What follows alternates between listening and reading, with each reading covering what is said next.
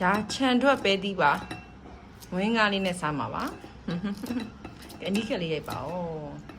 ပဲသီးကအတုတ်ခိုင်ကြီးတယ်တော့ကျမရဲ့လက်ကတော့ဆိုတော့လက်နဲ့မတူတော့ဒါမဲ့လည်းအပင်ဆိုင်တာကိုဘလို့မှဝါသနာကိုထိန်းလို့မရဘူးအပင်ဆိုင်ရတာကြိုက်တယ်ဆိုတော့မဖြစ်လို့ရှိရင်တောင်းသူလည်းသမားများဖြစ်မလားမသိဘူးဒီမှာโอเค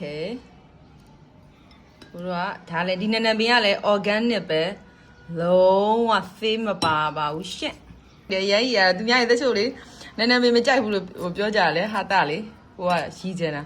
ဟိုနနပင်အရန်ကြိုက်တယ်တချို့ဆိုရင်ပူစီနဲ့လုံးဝမကြိုက်ဘူးနော်ကျမအဲ့ပူစီနဲ့အရန်ကြိုက်တယ်ပူစီနဲ့လာအောင်ပါခြံတွက်ပဲကျမခြံတွက်တွေပဲစားမှာကဲတေးသေးချာချာလေးတော့စစ်ကမယ်ဝါနော်ကျမကြီးနဲ့ညီညွတ်ဆုံး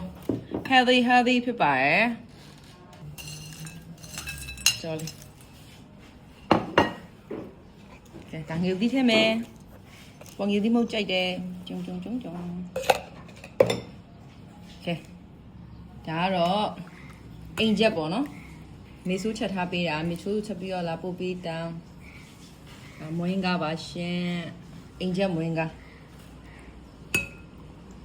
ဒီနေ့ကတော့ share ပေါ့ရှင်